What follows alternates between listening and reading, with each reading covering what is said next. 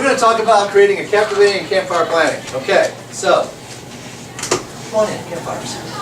Ultimately what happens here is, I'm going to start off with a little bit of the overview. Because it's important to look at campfires as a whole, not just, oh, can you name off 4,000 skits?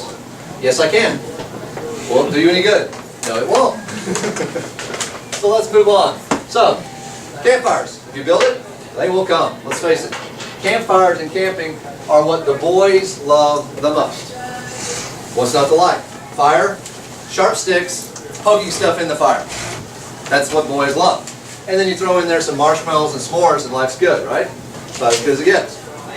Okay, but why do we have them? Okay, let's look at the real big reasons. Now, warmth. You betcha. Fires, as a general rule, tend to draw people in, even if it's 1,000 degrees. For some reason or other, people still want to sit around the campfire. My pack went camping last weekend. It was the latest we'd ever gone camping in the fall. It was 34 degrees. But the boys got out and they were like standing in the fire. Yeah, for warmth. This is what they wanted. Like, is there any hot chocolate? In a minute. Okay, we'll stand by the fire. It's about cooking too. My pack tries to do as much cooking as possible over the fire. Why do we do that? Number one, I like it just because of the taste. It's all about me. But number two, it's also in the fun to show different ways of cooking. You know, like Dutch ovens, or different ways of like cooking bread on a stick, foil cooking. These kind of things. They're a lot of fun. These are the kind of fun kind of activities that the boys remember. They may not use them every day in their everyday life, but they're fun things. But the mostly we use it in Cub Scouts for entertainment. Yeah. The key point of any camping trip will be the campfire, right? Absolutely. We get there, we set up the tents, we eat, you know, everyone's asking, when's the campfire? When it gets dark. Oh yeah, it's when it gets dark. It's about becoming, you know, encouraging storyteller, conversations, togetherness, family, Cub. And ultimately, after the boys go to bed, it's the adults sitting back going, okay, thank goodness, they're all asleep and listen to the crackle of fire, and every once in a while someone will talk. But mostly we sit quietly and just enjoy just being around other people and watching the flames dance around, right? It's dark everywhere else. It's a lot of fun. So, campfires, even without a program, will encourage togetherness. No matter what. Even if you do not have a program, the boys and the families will come together and sit around the fire. Toss things in, get yelled at for bringing out flaming sticks and trying to do other things with them, but that's what they'll do. If you add a program to it, you can add so much more, something that they'll remember, and also maybe teach them something. You know, sneak up on them with the whole game with a purpose thing. Okay, so what do we have? Tradition. Of course it is. Anyone here that was a Boy Scout or a Girl Scout has probably sat around a campfire and had a campfire story at one point or another, right? Or maybe your family just went camping. They've been around since the beginning of time. Fire is cool. Yeah, of course it is. But ultimately it comes down to this. Boys and their families love being there. So why don't we use this particular type of moment to teach character, fun, leadership, other skills. They already want to be there anyway. Let's use that moment. Okay? And it's about fun. Okay, what's the scouting view? Baden Powell used campfires back in Brown Sea Island during his grand experiment back in 1907. Absolutely did. And since that time, it has been trained all through the years. It's about leveraging outdoor programming. Scouting is outing, right? Not much more outing than a campfire. Time for reflection. Here's the key one right there. And that's the one that most people forget. It sets the stage for being more receptive for scouting's deeper meaning. What does that mean? It sounds really cool. It means this. As you're running your program, it gives a moment for the Cub Master, or someone else who's the MC, or someone else to come up there and actually tell a story. Or perhaps cause everyone to think a little bit more about their own character, or about a great scouting event, or heroics, or something from American history, or something else. It gives us a moment, a reflection that we can actually plant a seed about character development. And that's why campfires are so powerful. We should encourage it because it's family togetherness. Let's face it. Kids are there, parents are there, younger siblings are there, older siblings, if they happen to be with you, are there too. Everyone joins together. There is never an opportunity, well, at least not my pack, to where anyone is not around the campfire during the campfire program. It's not like, well, I think I'll go to bed now. There's not a single person, I don't care how tired they are. Not a single family member, nobody. Everyone's there. It's the place to be. Let your Cub Scouts be involved. They're learning teamwork and leadership by the skits, the songs, the cheers. Maybe you have a couple weed blows with the adults helping to set up the fire in the first place. The purpose of managing the fire is an adult responsibility in Cub Scouts, not a Cub Scout responsibility. However, they can be involved with learning the proper way of setting a fire. We're going to use a log cabin, lean-to, teepee, what method we're going to use. Learning some skills there.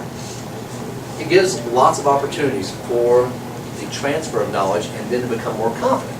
It's a good program. Okay, so we need the 4 S's. Showmanship, songs, stunts, stories.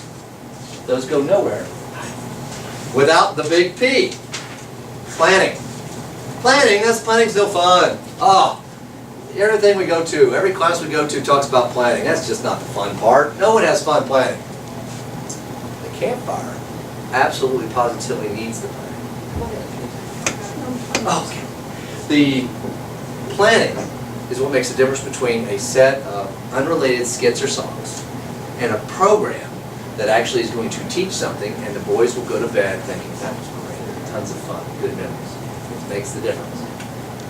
All right, so what do you plan? Well, the short answer is everything. Location, responsibilities, program, what if, safety. Never forget the safety. Well, most likely we don't plan for the safety. We sort of have in the back of our head if this happens, we know what to do. But we don't actually think through the safety points. Where's the fire gear? What can we trip on? What happens if someone gets hurt?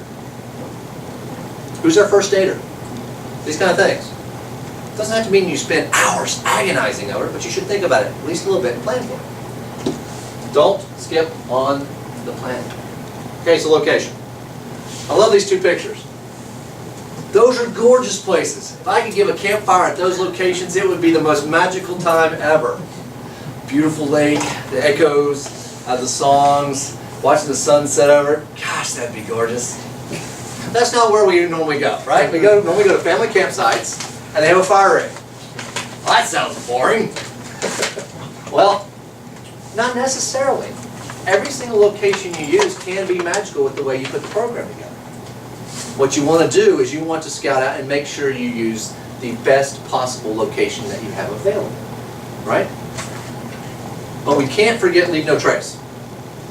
Just because you've gone to a campsite and you've gone, you know what, the fire would be so much better over there. Is there already an existing fire ring? Yes.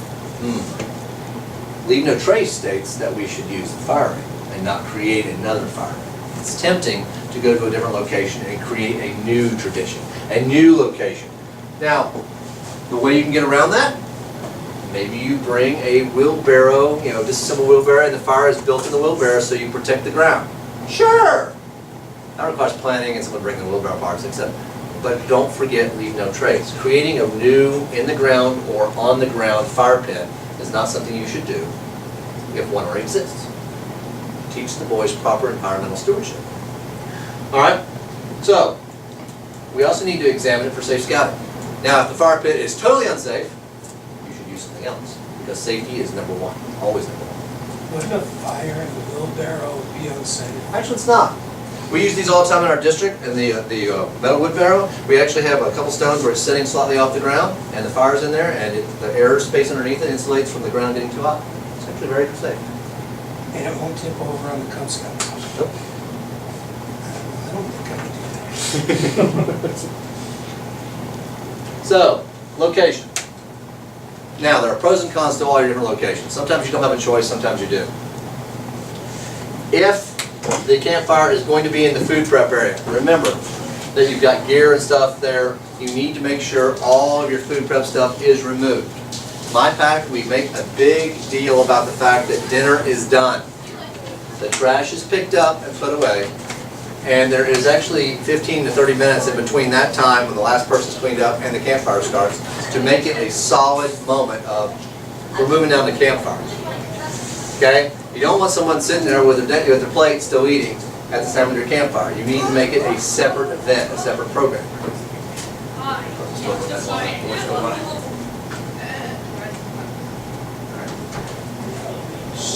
Now, the meeting area, same thing applies there. If your fire area is where the meeting is normally being held, you've had meetings all day long, take time out. Let it clear out, make sure it's all been set up specifically for a fire, and ensure we're resetting the clock. Why do you do this? Because you don't want it to seem like it's just a continuation of everything else. The campfire is its own distinct program, okay? It needs to have a break. It needs to have a way that it's like we are now moving to a brand new program. Without saying, hey guys, we're now moving to a brand new program. Sort of breaks the allure. So, let's take a look at the different things you got to consider for setting. All right, indoor versus outdoor. Anybody here had an indoor campfire? Anybody? Nobody. Oh, one. Yep.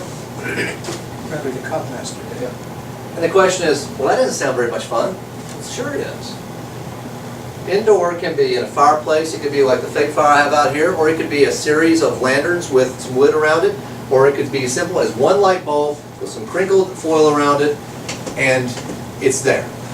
Well, that sounds sort of lame. No. The purpose is it's a centralized location for the program. The boys will recognize it's not a fire, you bet. We're not tricking the boys in any way, shape, or form. But they will forget that it's not a fire within a couple minutes as soon as the program starts. The object is for it to be a centralized location. I do one PAC meeting every year, which is a campfire inside in our PAC meeting area. And I run it as a campfire. And about a minute into it, the boys completely forget that's not a real fire. That has nothing to do with it. We're having fun with the skits, the songs, and the cheers, and everything else we do. It's also one of the easiest PAC meetings I ever do. Because the fact that I tell each den, hey, you got a skit, song, and cheer, you got a skit, song, and cheer, you got a skit, song, and cheer, and I'm just going to MC it. Pretty cool. That's like my vacation month when I was a Cub Master. So, now indoor, climate controlled, sound is, the sound is easier, you don't have to yell quite as much to get, but there are also things like lighting sometimes is and isn't in your control. Like there's emergency lighting, you got to worry about that. It's just a matter of how you place everybody to make sure the emergency lighting does not become distracting. Outdoor, everybody's done outdoor. We all know that one. Put some wood, light her up, right? Well, indoor has its possibilities, just like outdoor. Outdoor has its possibilities. Okay, is one better than the other? No, it's about the program, not the fire. It's not a question of whether or not it's a fire that can be seen from space. It's not a question on whether or not the fire itself, is so warm that everyone has to sit 42 feet away from it. It's about the program. And if you focus on the program and not so much on the fire, you'll be happy. And the boys will be too. Okay, so we'll go back here for a second to indoor. Okay, so obviously for indoor, you need to make sure it's well defined. It's very easy to get sort of lazy on an indoor setting. And everyone continues to encroach, because the floor is the same. I'm on a flat floor. If I'm sitting, Indian style or crisscross or whatever we call it nowadays, they keep getting closer and getting closer because there's no danger of the fire. But you still need your stage area. It still needs to be well defined. Okay? And you need to worry about your chairs. Will people be sitting in chairs on the floor? These kind of things. And darkening of a room is always a concern. So. Now, if you're using a fireplace, do not treat the fireplace as if it's a free pass on your fire. It's just as important to have a fire person that's responsible for the fire as if you have a campfire outside. Just as important. Fire can get out of control just as easily. It's all about safety. Okay? And also inside, you need to worry about emergency exits. Outside, you don't.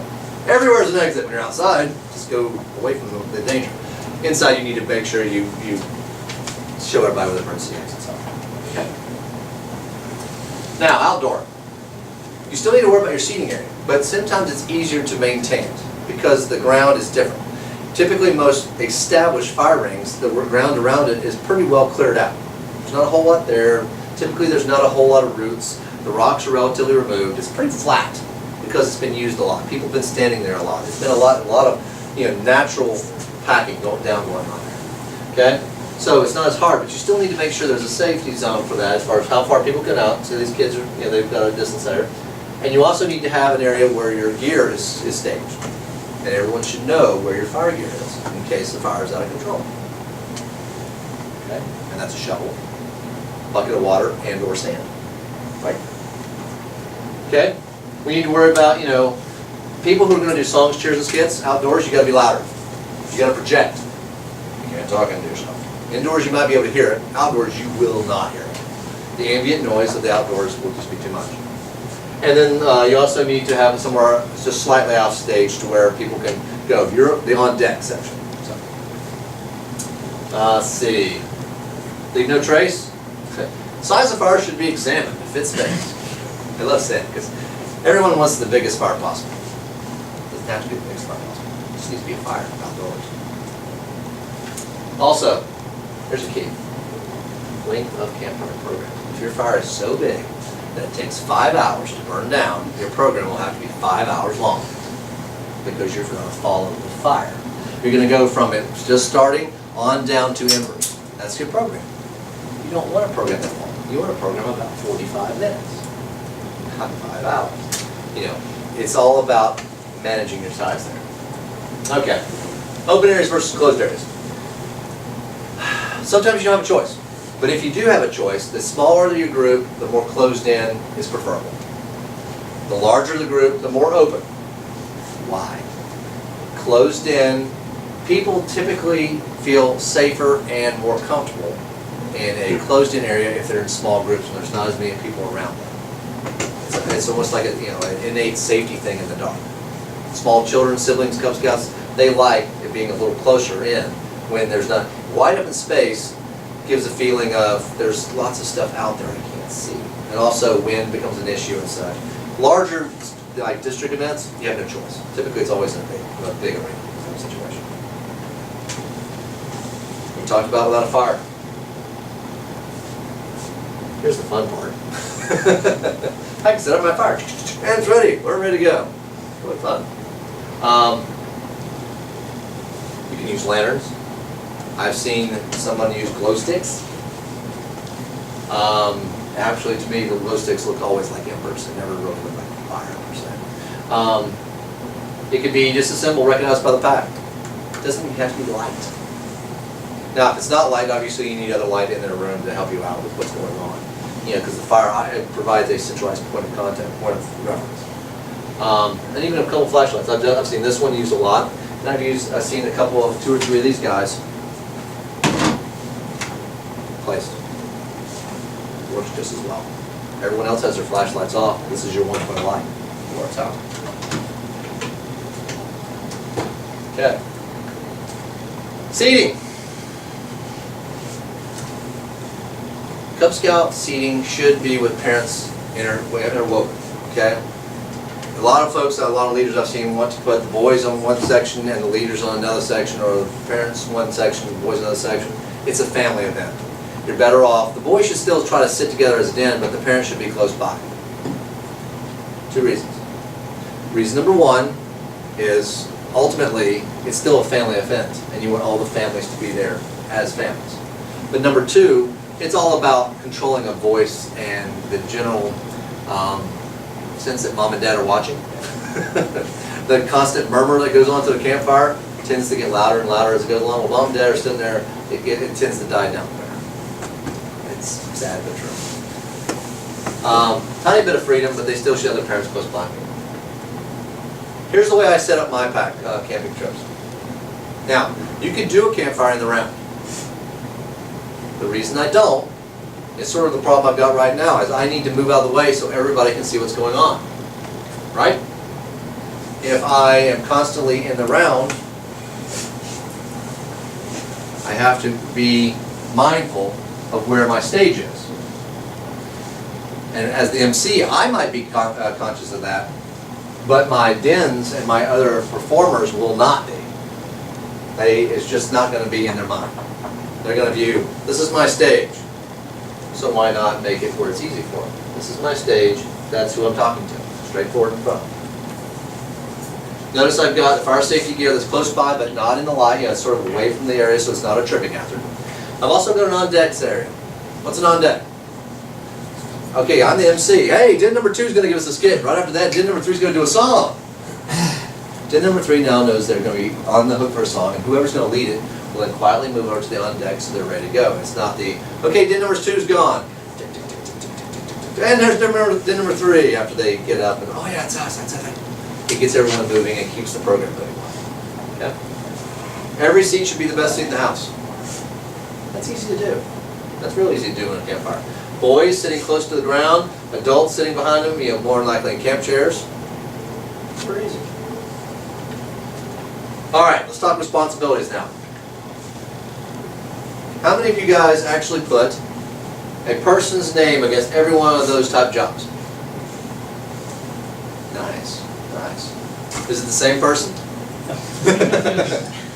Some of them, yes. In my pack, unfortunately, most of these tend to fall on 1 or 2 people. Is that okay? It works. Is that the best way to do it? No. More people's better. Why? Because each person has a focus and can do their best on that one without having to be a jack of all trades.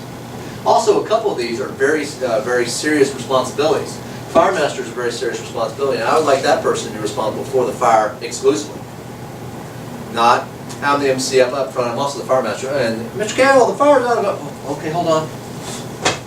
And take care of it. It sure is nice for someone to quietly make sure everything's working well, or putting another log when they need on it, or sort of managing the fire in the background, and not distracting them from the program. All right. The planner. Now, Boy Scouts of America has a form for everything. They really do. This is actually a really good form. I use this a lot. It allows you to put down what the plan is for your program. It's available online. As a matter of fact, there's tons of different locations that have put copies of it. You really can't miss it. It allows you to tell the batting order. You can write down what props are necessary. You can put down any other kind of program. You can also put in a plan B section to it that if this doesn't work or if this runs shorter than expected, insert this item here. You should put your best estimates about how long each one of your events is going to be so that you can run your program as efficiently as possible. MC is typically the one called by the BSA as the one that puts this together. Doesn't have to be. I've run into plenty of MCs that are incredible, great, up in front, really energetic, but couldn't organize their life dependent on it. It's the opposite too. I run into people who are greatly organized, who do not want to be MCs, no, no, no, no. It's okay, you can split that role apart. The object though is that it should be more than just one person involved in the plan. The Master of Ceremonies. Let's face the program. So one's going to be up there. It's going to one's going to be doing the transition. It's going to be saying, you know, now we're moving on to this. They're also the one that's sort of the straight guy for any run-ons or any kind of other funny skits. Okay. There is one of the most important parts of the Master of Ceremonies: managing the time. It's very easy for something to meander and meander, and if your campfire gets slower and slower, all the boys lose their attention. And the parents do too, and the siblings. And the next thing you know, you've got a chaos of sound going on that doesn't help with your program. So, not only on that, they're also reading the audience.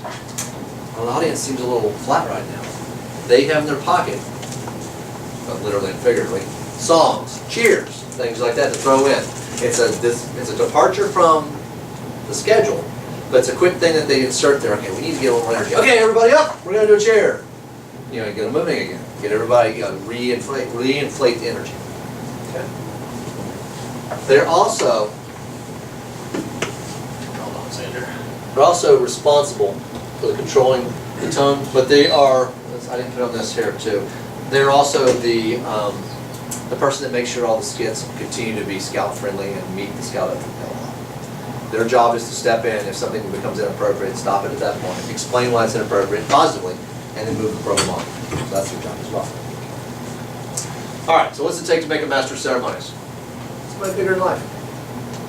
This gentleman here, let's face it, top hat, tails, kilt. He's dressed to the nines right there. It doesn't have to be the Cub Master. A lot of times it is, just because the Cub Master is the one that's open. But I find that a lot of campfires are better if it's not the Cub Master. It gives the boys a new flavor. Sort of, ooh, that's different. Costuming, great.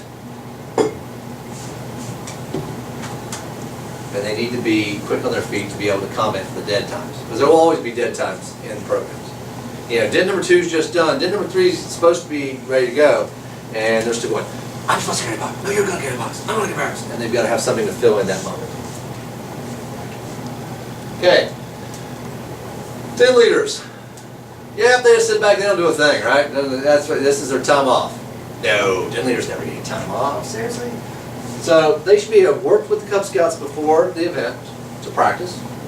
Practice a song, practice a skit.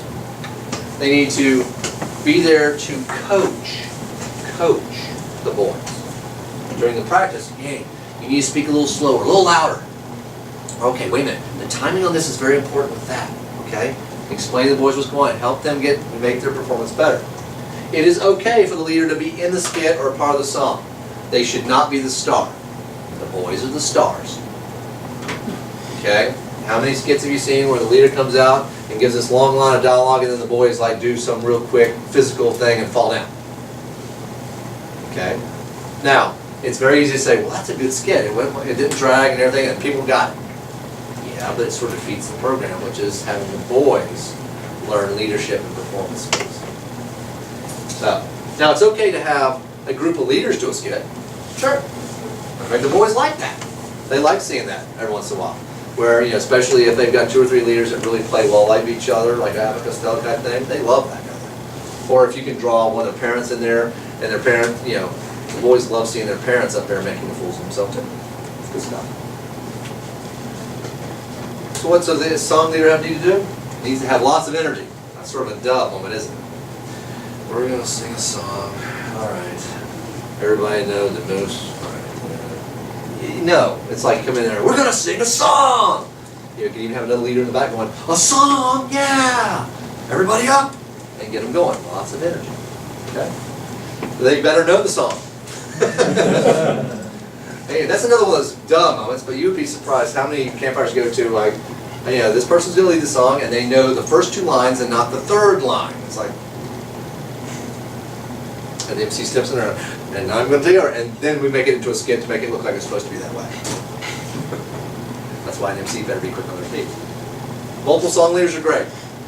To read rounds, to sort of be, you know, I'm focusing on this group of Cub Scouts, I'm focusing on this group, and it's sort of like look at everybody in the eye to get, you know, keep them singing, get energy involved.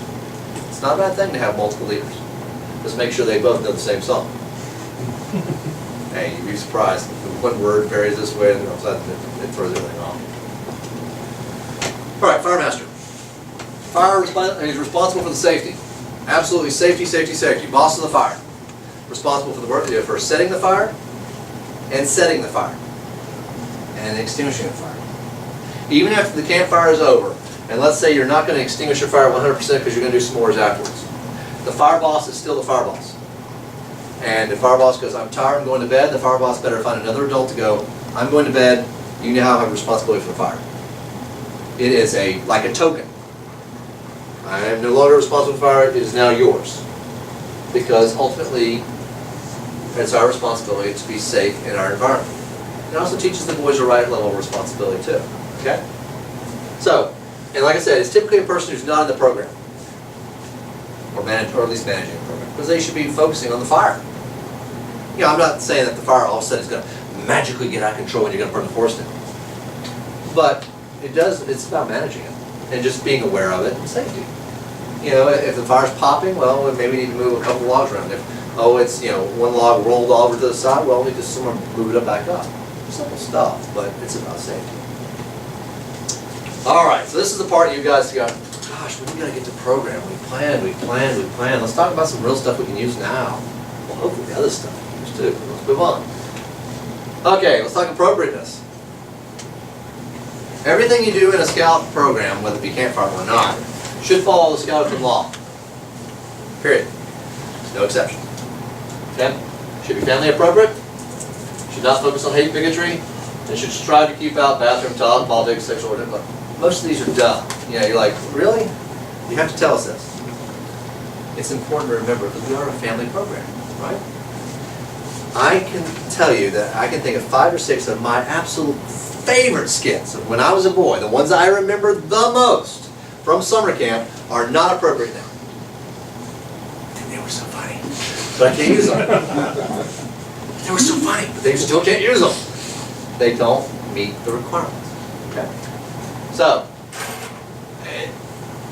you do best to avoid these. I think this is very funny, less personally. You know, religion, underwear, toilet paper, politics, inside jokes, alcohol, drugs, tobacco, cross-gendered person. I don't even know what to say beyond that. So, but this is the important part. If, in the least, there is just a pause to think, is this appropriate or not? The answer is don't use it. If you even have to think for a minute, is it appropriate? Don't get to the edge. Stay in the center of the lane. There are plenty of fun stuff to do without getting there. All right, here we go to length. It is tempting to create a fire where every single boy is up there 4 or 5 times. And we got every skit, every den doing 2 skits, and every songs and this and that. And then you add it all together, and it's an hour and a half. It's too long, way too long. Here's why. Cub Scouts live by the rule of 5. Rule of 5. 5 minutes. That's what you got. 5 minutes is as long as a Cub Scout can sit still. Most parents too. Every 5 minutes, you better have a cheer or a song or something like that that's going to get them up and move them around for a minute and send them back down. You gotta be kidding. 5 minutes? 5 minutes.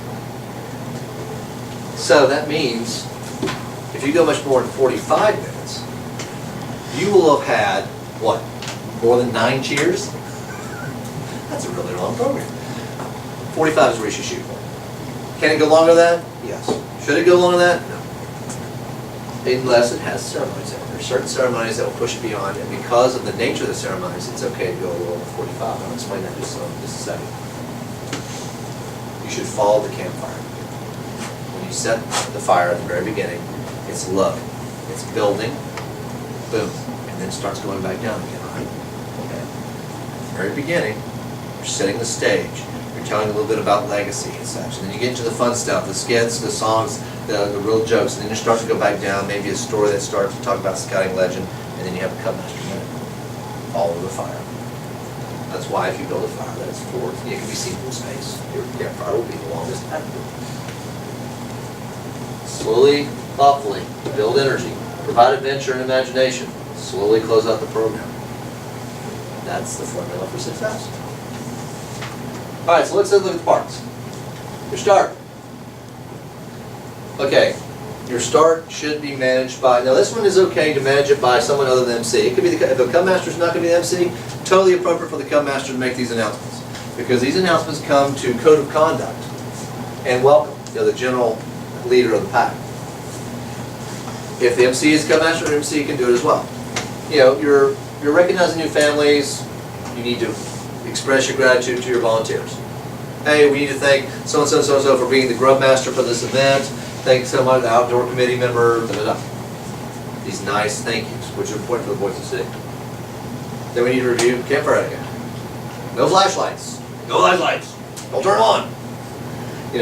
No talking. Basic stuff. But remember, these are 6 to 11-year-olds.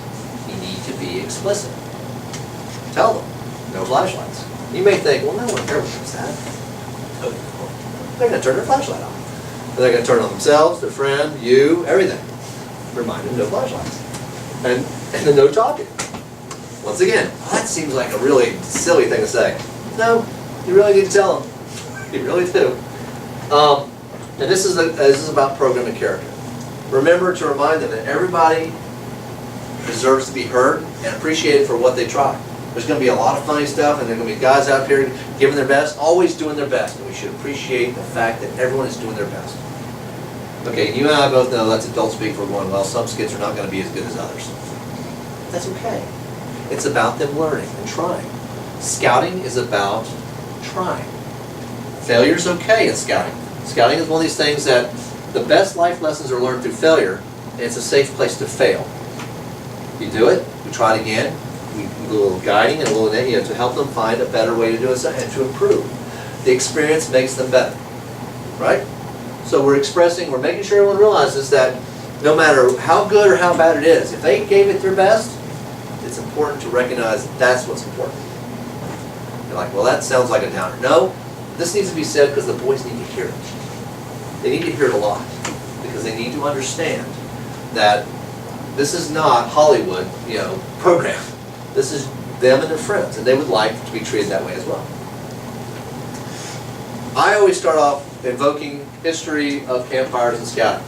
I like to make it a sort of a grandiose thing. Bring everybody in a big story. Okay? I also do things like historic campfire ashes. Here, anybody have historic campfire ashes? Couple? Good.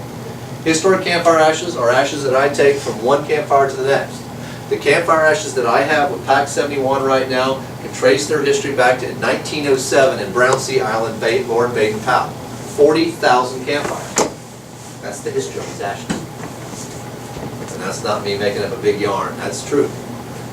This talking about how this campfire is linked to all other campfires in the past and will be linked to campfires in the future gives a sense of, type sense of this campfire. Talking about how Baden-Powell said that the points of light in the sky were all the good deeds that were available to be done adds to this too. Now I take my historic ashes and I help them along a little bit. I put sugar in them, or I put a little bit of magnesium or whatever, so when I pour them into the fire to join with this fire for the future, it pops, it flares, it turns blue for a minute. Something really cool. Safe, but cool. Gunpowder, probably don't do that.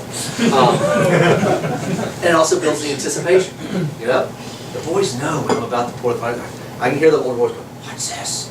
It's gonna flare up." And and it does, because typically I put about 3 parts sugar, 1 part ashes. But that's the fun stuff. And then there's the lighting. It can be slow and dramatic. It could be anything you can imagine. Just make sure it's safe. Shooting a flaming arrow into your pile of wood, let's not do that. Not always safe. Really dramatic. Not safe. And adults are responsible for lighting the fire. The boys may have helped set the fire, get everything all set up, but the adult should be the one lighting. All right. Songs, stunts, skits, stories. Use what the boys love. It is okay to use an old favorite. My boys ask for 2 songs every single campfire. We use it every single time. It is their favorites. I don't have to say, in my head, well, we've done that last time. I really should come up with something new. If it entertains them, they know the words, they're very participatory in it, why would I change that? I mean, I can add some new stuff here alongside, but if they ask that, you bet, let's do it. As long as it's appropriate for scouting, do it. The boys love anticipating it. Let the boys do as much as possible. You bet, always. Adults, you're not stars. Notice it's the second time I've said this. Important. It's very easy for the adults to become the stars and the boys to sort of fall back into the darkness. They should be up in front. Is it a lot more work that way? Yes. Is it a lot less like clockwork? Yes. Is it the way we should run our program? Yes. Songs. I had a question in the very morning. I was like, well, you don't let them use your flashlights. Well, how do you do songs? They don't have the words. Use songs they know. Or use repeat after me songs. All they have to do is repeat what I just said. And usually they catch on pretty quick. Yeah, it's a repeat after me song. They say, well, this is a repeat after me song. That's it. That's it. It's sort of fun at that point too. If there's a song you would like to incorporate in your campfire that is not a repeat after me, run it in your pack meeting a couple times as a fun song during a pack meeting. Lights are on. Here's the words. They've heard it now a couple times, and then you can put it into your campfire. Okay? Patriotic songs are always great. Typically, national anthem is not appropriate for a campfire. Number one, it's hard to sing. Number two, not everyone, even though they think they know the words, don't always know the words. Should be more of a upfront main standby piece than it should be a sort of a bit player than what's going on. There are plenty of patriotic songs besides the national anthem to sing. Handouts? No handouts. Don't do handouts. And then lastly, hand gestures. Absolutely. Incorporate as many as you can into songs, cheers and such. But remember, the hand gestures and stuff, need to encourage them to stay here. Not over here and over here, over here. Like there's a song called Baby Shark. And Baby Shark has you doing all these hand gestures, but it absolutely begs kids to be moving around as they're doing the shark attack. Okay? It's a campfire. You don't need 20, 30, 40 boys running around doing shark attack around your fire in the complete darkness. Disaster for the whole kinds of bad things. You want them to, but you know, it's okay to do like, you know, bananas of the world unite. You know, you're doing the banana, go bananas, go bananas, and you're standing there and then you're doing a little dance around in one spot. It's great. Or Joe works at the button factory. Another good one. You're right there in the same spot. You know, sort of in the same spot. There's different kinds of songs. There are thousands of them. There are ones that we remember as kids that are great. There are some of the simplest ones, like row, row, row your boat. If you're looking for something simple, do a row, row, row your boat in rounds. Oh, that's so boring. Not to the boys. They haven't done it much. The adults may go, ah. But you know what? The boys will have fun with it. Maybe change it around a little. All right, stunts and skits. Here's the key to skits. Lots of dialogue is the death of a skit. Yeah. Absolutely, right?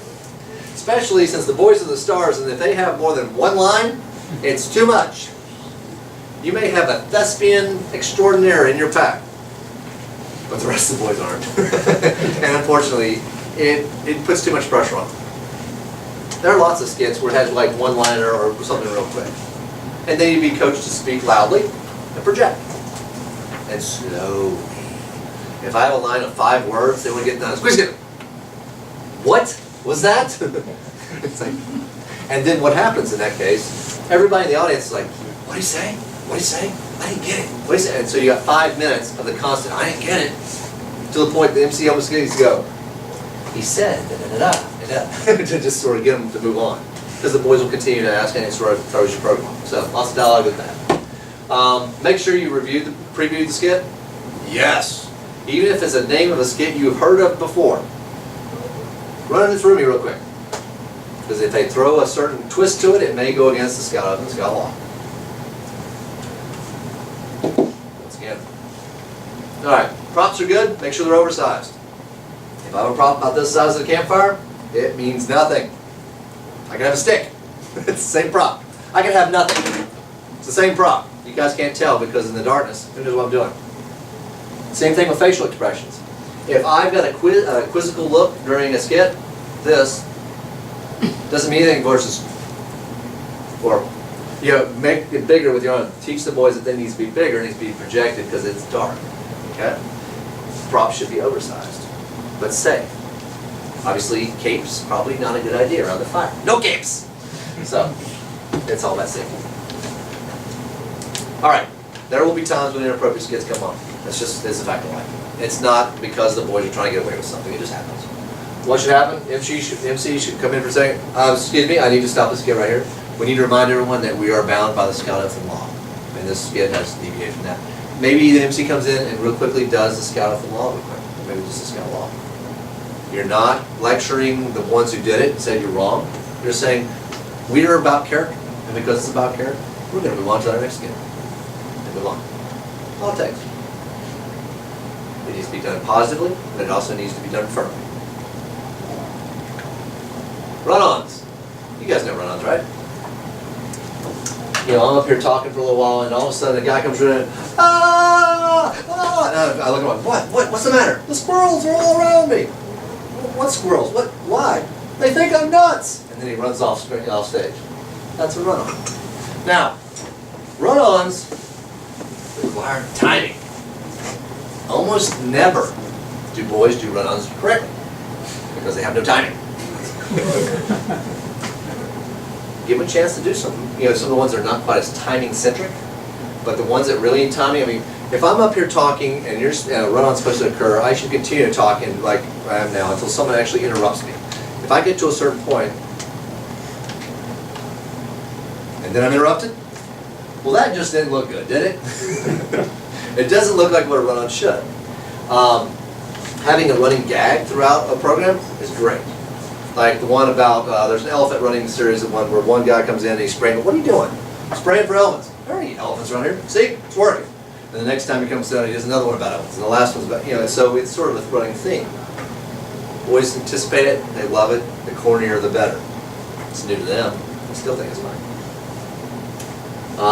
Once again, make sure you preview the run-on. Okay, stories. stories are what most boys really, really look forward to. Okay? They like doing skits and songs, but they really love the stories because part of it they get to sit back and use their imagination. They don't realize that's what they're doing, but they are. Typically, Cub Scouts don't tell stories at campfires. Why? Because as a general rule, Cub Scouts are not quite up to the point of telling a good, solid story that keeps everybody's attention. They don't understand the use of adjectives or to describe the situation. It was a cold, dark, wet night. They don't get that. It was night. We were walking. Then a dog barked.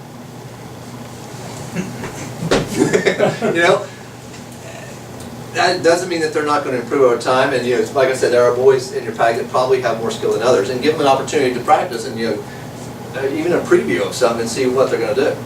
But typically they don't do well. Typically it's an adult telling a story. I tell a story called The Amazing Pink Gorilla. Amazon Girl. Pink Amazon Girl. And it's a story, it's sort of like a ghost story in the fact that you're over and ultimately someone touches this pink gorilla when they're not supposed to, and the gorilla gets really mad, rips his bars out, and he goes running after him, and it gets really intense, and the boys are leaning in. And then the gorilla's there, and he rips off the top of the car, and he reaches down, and then he touches him. He goes, "Tag, you're it," and then runs off. It's really intense, but ends funny and not a ghost story. Leading a ghost story saying, "And the guy with the hook is still in these woods." All right. Okay, that's bad. Let's face it, your parents will be like, "Seriously? What are you thinking?" And I'm supposed to probably say? Yes, your parents will love the screaming. It's okay to tell a little bit of a ghost story, but get it where it releases and it becomes funny or something at the very end. Like there's the old bloody finger one, right? "I got a bloody finger." And he goes on and on. It scares everybody until finally his tiger goes, "Shut up and put a Band-Aid on it." See, that's a funny one, where you just gotta watch ghost stories. They're most often requested. Just make sure they end in such a way that does not leave the boys and like, "Oh my gosh," that you don't want that. It seems really funny at the time, but it's really not a good thing. Yeah, we did it one time, and one of the dads snuck off his came in and scared us. Yeah, see, that's probably not the best way either. It's funny, but no. Do all kinds of stories. Heroes, inspirational, American history, great stories to do. Absolutely. More information here. Like I said, I'll be passing out all the skits and just general background on each one of these. Careful on some of the general interest or inspirational. The boys get lost in lots of names and such, so if you're going to do like a Greek tragedy or something like that, then you need to not do it and remind them of Herodotus did this, they don't care. Make it in such a way that's interesting, because it needs to be a story that's not much longer, about 5 or 6 minutes. Because the old rule number 1, Cub Scouts can't sit more than 5 minutes. All right, cheers. Anything can be made into a cheer. I don't care what it is, any activity. You could say, "Signing my name." We can do the signing my name cheer. Got my pen. Swoop, loop, loop, boom. And I get the boys up, and they can do the same thing. Okay? It's about up, loud, and with motions. You can do anything. Typically, I do things like the wood chopping cheer, or the pitching a tent cheer, or anything, or the cheer box, where I'm, and the box opens, you need to yell, and when I close the box, you need to stop yelling immediately. Ah, ah, ah. That kind of thing. Cheers are fun, and they are perfect to break up that 5-minute rule. Okay? Making sure they're loud, and have the boys up. Tons of fun. Ceremonies. All right. Ceremonies, we do these all the time on pack, as far as like flag, retirements, these kind of things. They're absolutely appropriate for it. No problem at all. Just remember that the ceremony should probably be at the very beginning or the very end. Mainly because you want them in either the build-up time or the cool-down time. Not in the center of the height of laughing and cheering and songs and everything. It's not exactly right. You want it to be contemplated, which means it's on either end. Typically, I do flag retirements at the very beginning. And we do a patriotic song, which then leads us into the rest of our program. Okay? Make sure you're careful about safety. Avoid long ceremonies. Because, let's face it, once again, the boys' attention just starts to go away. Other things start to interest them. And it's just not fair to, they don't get from the ceremony what they should get. Okay? Flag retirement, there are thousands of ways of doing flag retirements. Cut method, folded method, lay on method. There's no wrong method as long as you do it with respect and you explain to the boys why you're doing it. That's it.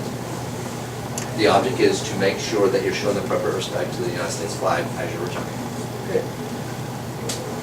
Cubmaster Minute. Opportunity to leverage the cool down period with that character moment. Stories are better than just a lecture, just they tell a story of when they were a scout, or, I've seen this in the pack, or something like that. Or maybe it's another story you've heard from another scouter. It's fine. But it's getting to the point that when the fire's going down, you're planting a seed in their head that is character-based. That moment. It's one of the last things they're going to remember. They may not think that was the best thing ever, but they'll remember that moment. And that will grow for them. And finally, your comment down to Cub Scout Vespers, or extinguish the fire. We do s'mores afterwards, so we don't actually extinguish it fully. We let it go to embers, then we sort of break up for a while while we get all the materials out, let everybody go to the bathroom, and then we get the s'mores and we bring the fire back up as a new event. Once again, with the fire boss still being in charge. All right. Always have a plan B? You bet. Always have a plan B. Look for safety, fire's under control, safe clothing. Absolutely safe clothing. There's nothing scarier than an overly flowing clothing near a fire. Just a turn and it swooshes across the fire will turn into a horrific event. Safety. Okay, so we've talked about the choruses and the planning. Okay, let's talk about finally the takeaways. It takes practice. We all believe that we can go up there and we can throw together a Cub Scout program or a campfire and it'd be the best thing ever. Not necessarily true. Is it possible to have a Cub Scout program campfire that is so horrible no one will ever come back again? No, it's not. Well, no, that's not true. It probably could. If you came out with a chainsaw and scared all the kids to death, maybe then. But you know what? Ultimately, if you tried your best and you have really thought through and used, followed the fire and everything, it'll be a good program. There'll be things that the boys will love and they'll talk about the next morning. Okay? It's about practice and finding, well, this worked, this didn't, and improving as you go along. Okay? Practice, practice, practice. Use your environment and involve the boys. Okay? Here's the key. If your adults and your boys don't have fun, examine why didn't they have fun. What about the program was not fun for them? And see, is it something I absolutely positively have to do, like talk about safety? Or is it something that I can modify slightly, change a little bit? If you can change it, do so. Your program will improve. The boys will still have a great time. They'll love camping, and their memories of the campfire will be incredible. The more that they can be involved, the more ownership they take of it, the more memories they'll have from it. Being a spectator is easy. They're watching TV every day. Being involved with this great show, that's the key. So give them every opportunity to do so. Even as an adult, we're going, come on. You know what? It's okay. They're doing their best, just like every other boy will do their best, and you're going to do your best. It's going to be a great program. I've burnt every single minute. I'm sorry.